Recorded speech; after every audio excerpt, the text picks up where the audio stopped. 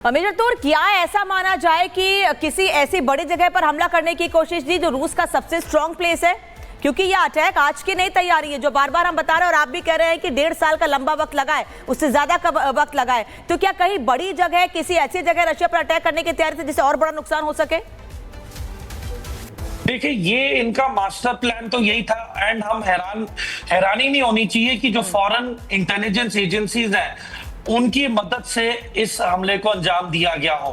जो western countries हैं जो रूस के खिलाफ है या रूस से काफी इनसिक्योर हैं, खासकर जो यूरोपियन यूनियन कंट्रीज हैं, तो ये सबका कंबाइंड इंटेलिजेंस इनपुट है। और जिस तरीके से इन्होंने रूस के अंदर जिस तरीके से सपोर्ट लिया होगा, क्योंकि देखिए जितने भी ये ट्रक्स हैं ये लोकल रशियन ट्रक्स हैं और ये सभी रशियन ट्रक्स पे जो कंटेनर रखे हैं इन कंटेनर्स के अंदर ये सारे के सारे ड्रोन के साथ लैस हैं। और जितने भी एयरपोर्ट्स को टारगेट किया गया है ये सभी स्ट्रेटेजिकली यूज हो रहे थे यूक्रेन पे हमले के खिलाफ।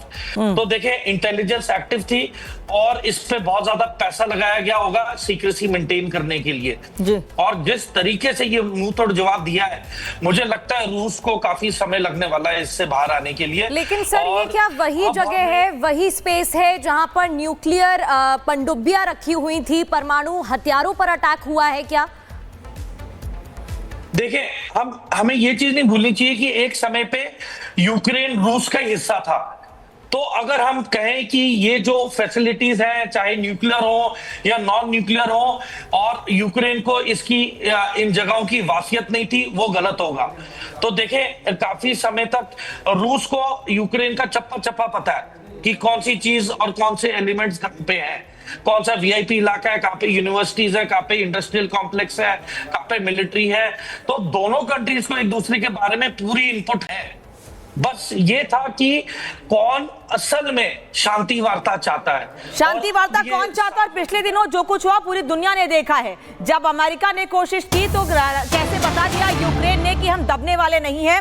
रूस के सेवेरोमोर्स्क में धमाके की खबर सामने आ रही है। सेवेरोमोर्स्क पोर्ट पर न्यूक्लियर हथियार उसी उत्तरी बेड़े का मुख्य बेस है और परमाणु सशस्त्र पनडुब्बियों के लिए प्रमुख बंदरगाह। जो सवाल मेजर तूर पूछा था, देखिए वही खबर बता रहे हैं हम कि रूस के सेवेरोमोर्स्क में बड़े धमाके की खबर है और ये वो जगह है जो रूस के लिए बहुत जरूरी है।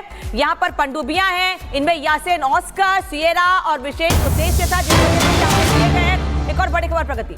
यूक्रेन के ऑपरेशन स्पाइडर वेब से जुड़ी एक और बड़ी खबर आपको बता दें, जहां 18 महीने से ऑपरेशन स्पाइडर वेब की तैयारी चल रही थी। बताया जा रहा है कि करीब 18 महीने से प्लानिंग की जा रही थी। यूक्रेनी राष्ट्रपति जेलेंस्की मॉनिटरिंग कर रहे थे, पल पल की नजर रख रहे थे। यूक्रेन की खुफिया एजेंसी चीफ वासिल ने ऑपरेशन को अंजाम दिया है और जेलेंस्की पल पल की अपडेट ले रहे थे, मॉनिटरिंग कर रहे थे। 18 महीने से ऑपरेशन वेब की तैयारी चल रही थी, इसे कैसे अंजाम दिया जाएगा। और ये तस्वीर उसी ड्रोन की है, ये तस्वीर आप देख रहे हैं जिससे अटैक हुआ है।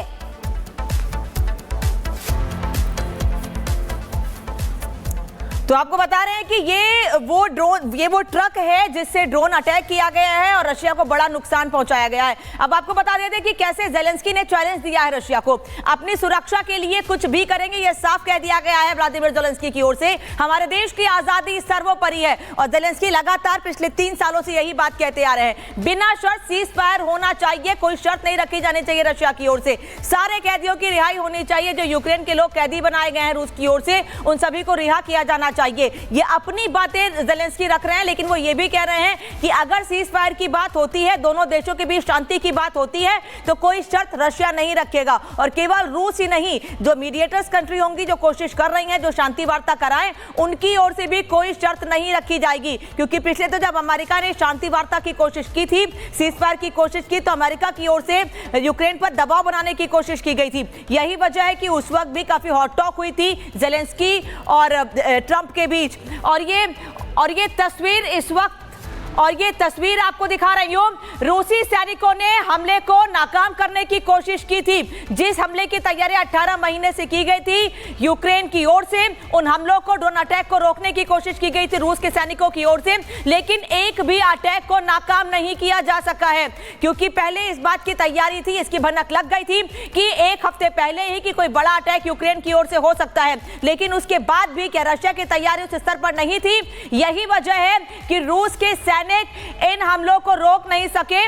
मेजर तूर ये तस्वीर इस वक्त दिखा रही हूं और जानकारी यह भी है कि एक हफ्ते पहले इनपुट मिल गए थे, उसके बाद भी हमलों को नाकाम नहीं किया जा सका है। सटीक टारगेट पर हमला किया गया यूक्रेन की ओर से। मेजर तूर आ रही हूं, एक और बड़ी खबर। रूस के लोगों ने ड्रोन अटैक रोकने की कोशिश की। जो तस्वीर मैंने आपको दिखाई है उसी से जुड़ी खबर आपको बता रही हूं। रूस के सैनिकों ने अटैक को रोकने की कोशिश की, लेकिन नाकाम रही कोशिश। तो रूस के लोगों ने ड्रोन अटैक को भले ही रोकने की कोशिश की, लेकिन वो किस तरीके से नाकाम रहा, ये तस्वीरें हम आपको दिखा रहे हैं। इनपुट्स पहले से ही थे, इंटेल पहले से ही थे, लेकिन फिर भी नाकाम रहे। वहीं दूसरी ओर यूक्रेन की तरफ से प्लानिंग की जा रही थी। 18 महीने से ऑपरेशन वेब की तैयारी हो रही थी।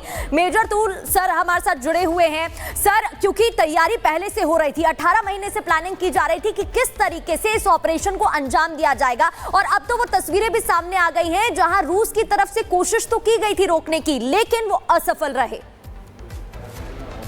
देखें, एक हमले को रोकना का मतलब होता है कि 10 दिन या फिर 15 दिन पहले आप हमलावर को के पास पहुंच जाएं, उन पे होम इन कर लें। पर देखें, यहाँ पे तो ट्रक पार्क कर दिए गए थे, ड्राइवर्स इन ट्रकों को छोड़ के निकल चुके थे। मतलब शायद एक आध हो सके कि ड्राइवर को इन्होंने पकड़ लिया हो या कब्जे में कर लिया हो, पर जितने भी बाकी ट्रक्स थे उनके ड्राइवर्स वहां से निकल चुके थे। और ये जितने भी कंटेनर्स हैं ये इलेक्ट्रॉनिकली ऑपरेटेड है, इनके अंदर अलग अलग लेयर्स होती हैं, शेल्फ लगी रहती हैं। तो पहली चीज तो जब छत ऊपर से खुलती है कंटेनर की, तो उस पे जो पहली लेयर है सभी कामकाजी ड्रोन्स की, पहले वो उड़ के अपने अपने टारगेट्स के पास जाएगी।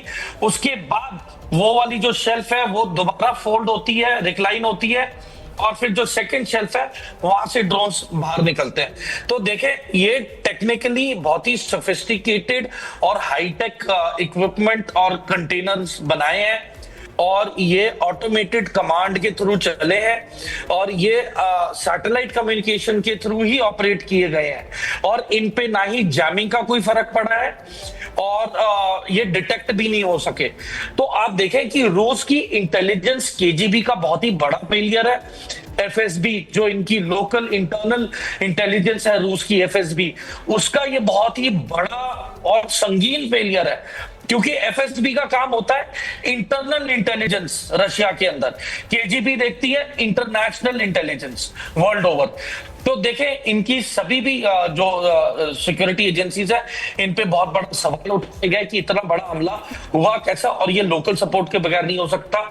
नंबर 2, ये टेक्नोलॉजी किसी के पास नहीं है, और ये यूक्रेन ने अभी साफ साफ प्रदर्शन दिखाया है उनकी टेक्नोलॉजी का और उनकी इनोवेशन का, कि वो किस हद तक जाके कितनी नजदीक जाके। तो ये भी है ना कि अगर एक हफ्ते पहले आपको इनपुट मिल गए थे कि हमले हो सकते हैं, उसके बाद भी तस्वीरें ऐसी आ रही हैं कि हमलों को नाकाम करने की कोशिश की गई, फिर भी सफलता नहीं मिली। सर, इस पर जवाब लूंगी आपसे, लेकिन एक और बड़ी खबर बता दूं। यूक्रेन के हमले के बाद रूस ने पलटवार किया है। यूक्रेन के ड्रोन लॉन्च सिस्टम पर मिसाइल अटैक हुआ है। रूस ने इस्कंडर मिसाइल से हमला किया है। इस्कंडर मिसाइल से हमला किया है रूस ने। यूक्रेन के हमले के बाद रूस ने पलटवार किया है और इस्कंडर मिसाइल से हमला किया गया है। यूक्रेन के ड्रोन लॉन्च सिस्टम पर मिसाइल अटैक किया गया है, लेकिन इन ड्रोन लॉन्च सिस्टम से हमले रूस पर नहीं किए गए हैं। रूस पर हमले करने के लिए यूक्रेन ने ट्रकों का इस्तेमाल किया है।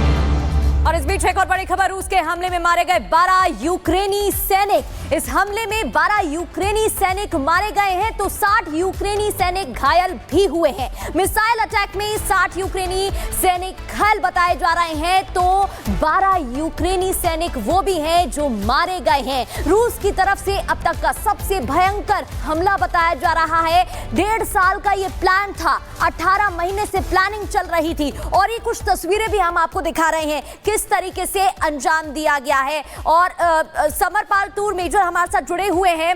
सर, क्योंकि प्लानिंग भी चल रही थी, लेकिन वार पलटवार के चक्कर में कहीं ऐसा तो नहीं है कि आने वाले समय में कोई बड़ा युद्ध का रूप ये ले ले, क्योंकि पहले से ही कोशिश की जा रही थी कि शांत युद्ध को कराया जाए। वेस्ट के जितने भी देश हैं उनकी तरफ से लगातार इस पर स्टेप्स उठाए जा रहे थे, लेकिन जिस तरीके से यूक्रेन ने हमला किया है, साफ है कि अब रूस शांत नहीं बैठने वाला। देखिए, रूस ने काफी हद तक अपने आप को शांत करके रखा था, सिर्फ इसलिए कि वो अमेरिका की बात माने और विश्व जो शांति है उसे बनाए रखे। और